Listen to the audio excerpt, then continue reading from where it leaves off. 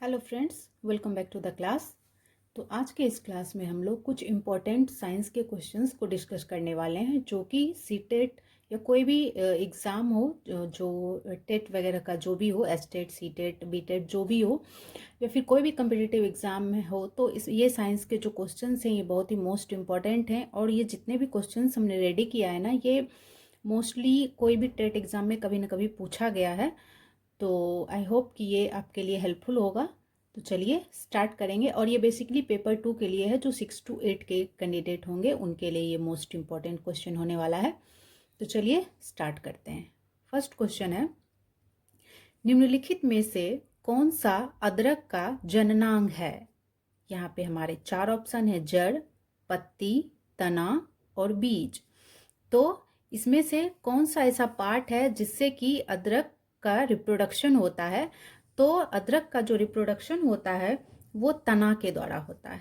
ठीक है, stem part आप जनरली देखे होंगे, कभी गेस किए होंगे कि अदरक का ऐसे जो पार्ट होता है जो कि लगाया जाता है उसके प्लांट को बनाने के लिए, तो वो तना वाला पार्ट होता है। तो इसका सही ऑप्शन हो गया तना।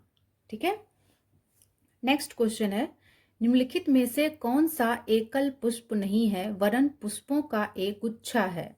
यहाँ पे ऑप्शन है गुलाब, धतुरा, चाइना रोज जिसे गुड़हल भी कहा जाता है, और सूर्यमुखी। तो ये जो क्वेश्चन है इसमें से गुलाब, धतुरा और चाइना रोज जो है ये तीनों एकल पुष्प है, परंतु ये जो सूर्यमुखी है ना, ये पुष्पों का एक गुच्छा है। तो हमारा क्वेश्चन यही है कि निम्नलिखित में से कौन सा एकल पुष्प नहीं है? तो हमारा ऑप्शन नंबर 4 सही होगा, सूर्यमुखी। ठीक है, नेक्स्ट है, विषम को चुनिए। यहाँ पे 4 ऑप्शंस दिए हुए हैं, इसमें 3 एक जैसे हैं, इसमें से एक अलग होगा जिसे हम लोगों को चुनना है।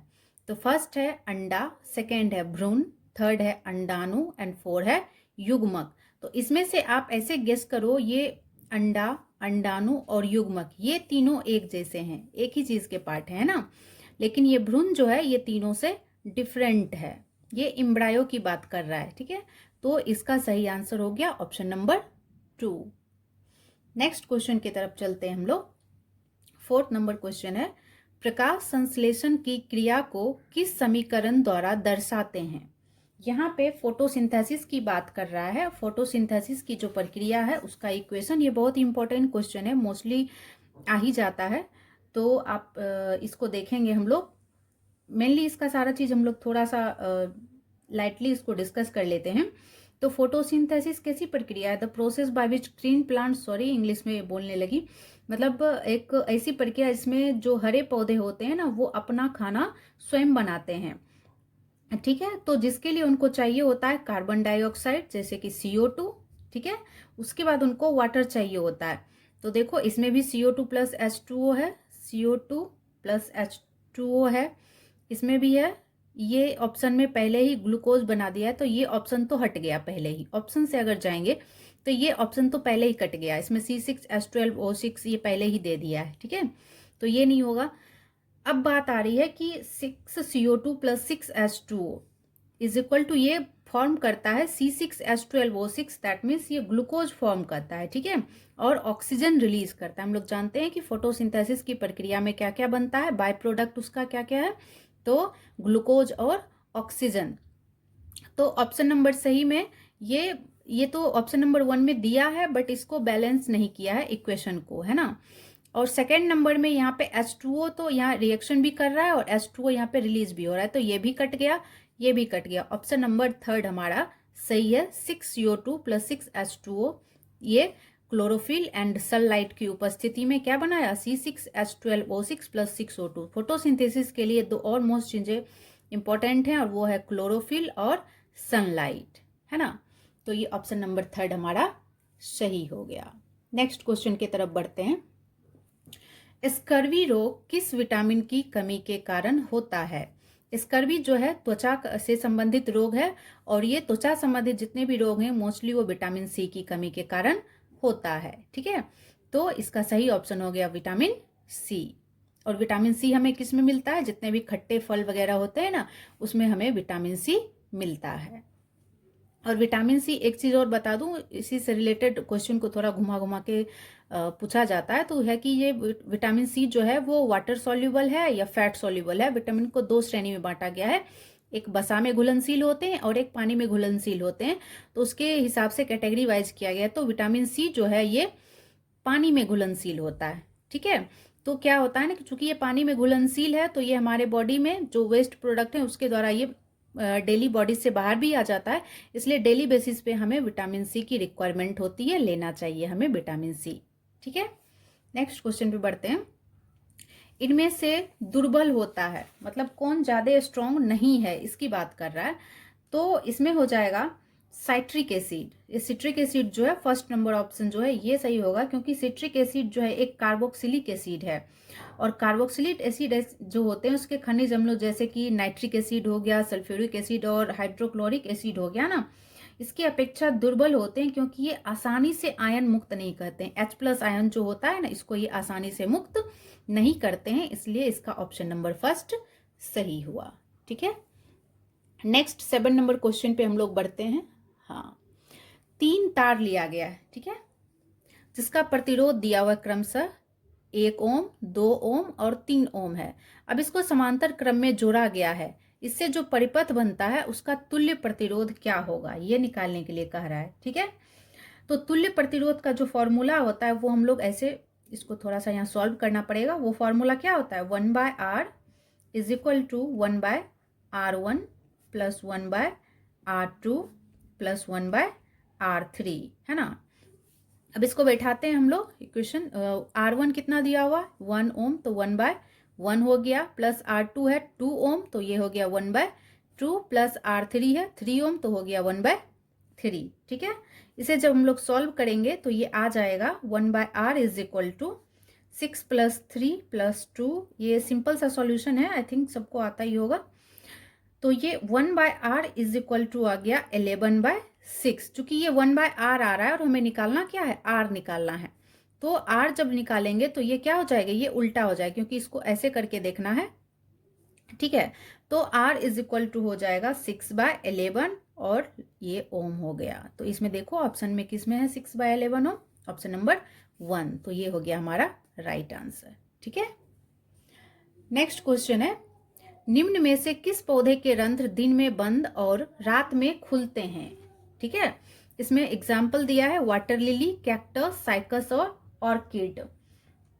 तो आपको बताना है कि किस पौधे का जो रंध्र है वो दिन में बंद होता है और रात में खुलता है। तो इसका सही आंसर होगा इसमें कैक्टस होगा, क्योंकि कैक्टस जो होता है ना इसमें ये बाष्पीकरण की क्रिया जल के ह्रास को रोक पाने के लिए दिन में जो होता है ना इसका जो रंध्र होता है, स्टोमाटा होता है, वो बंद हो जाता है और रात के समय में खुलता है, जिसमें रात में ही ये प्रकाश संश्लेषण के लिए CO2 का स्थिरीकरण कर लेता है। और हम लोग जानते हैं कि कैक्टस में प्रकाश संश्लेषण की जो प्रक्रिया होती है वो पत्तियों के द्वारा नहीं होता है, ये इसके स्टेम तना के पार्ट में होता है, क्योंकि इसका तना जो होता है ना वो क्या होता है, मांसल होता है एंड ग्रीन होता है, हरा होता है ना।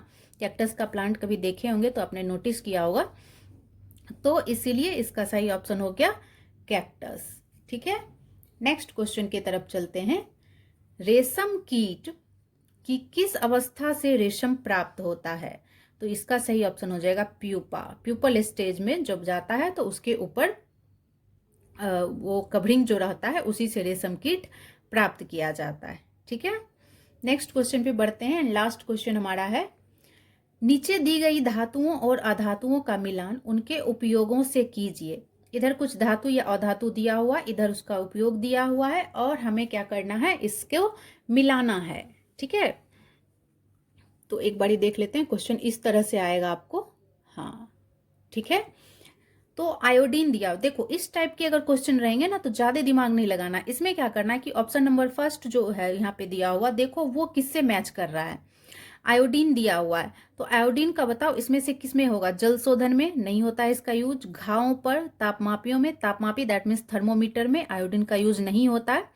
खाद्य पदार्थों का डिब्बाबंदी करने में नहीं, इसमें भी नमक या आयोडीन का यूज नहीं होता है। आयोडीन का जो यूज होता है ना वो घावों पर होता है। अब ये भी एक समझने वाली बात है, इसे थोड़ा सा हम डिटेल में समझ लेते हैं कि सारे आयोडीन का यूज घावों पर नहीं होता है। पोविडोन आयोडीन होता है, कौन सा आयोडीन, पोविडोन आयोडीन जो होता है उसका उपयोग होता है किस पे, घावों पे होता है। ये एक एंटीबैक्टीरियल की तरह वर्क करता है, एंटीबैक्टीरियल की तरह काम करता है। जो फेमस एक दवाई है जिसका कि उपयोग किया जाता है एंटीबैक्टीरियल की तरह, जिसका नाम है बीटाडिन। ठीक है, एक बीटाडिन नाम की फेमस दवाई है। ये भी इसी सिद्धांत पे काम करता है। दैट मीन्स इसमें भी ये जो पोविडोन आयोडीन है ना, ये मिलाया जाता है। ठीक है, जो बैक्टीरियल इन्फेक्शन वगैरह को कम करता है। तो देखो ए का हमने मिलाया 2 से, तो ए के नीचे देखो 2 किस में दिख रहा है? ए के नीचे 2 सिर्फ ऑप्शन नंबर 3 में दिख रहा है ना। बाकी में 1, 4 एंड 3 है। तो ज़्यादा आपको सोचना ही नहीं है, बिकॉज टाइम का अभाव रहता है, टाइम बहुत कम रहता है और ढेर सारे क्वेश्चंस करने रहते हैं आपको। तो अगर सारे को एकदम मिलाने लगोगे तो उतना टाइम आपका वेस्ट चला जाएगा। तो मतलब देखो कि फर्स्ट जो दिया हुआ है ये ट्रिक समझ लो आप। तो वो देखो इसमें सेकंड नंबर है, तो बस अब सारे को मिलाने की भी आवश्यकता नहीं है। हम श्योर है कि फर्स्ट नंबर का ये सेकंड ऑप्शन ही होगा, तो हम थर्ड नंबर पे ऐसे टिक लगा सकते हैं आराम से। ठीक है, तो इस तरह से हमने देखा कि ये 10 क्वेश्चंस थे और इस तरह से हम आगे और भी ढेर सारे क्वेश्चंस लेकर के आएंगे। तो आप लोग बने रहिए हमारे चैनल के साथ, हमारे साथ।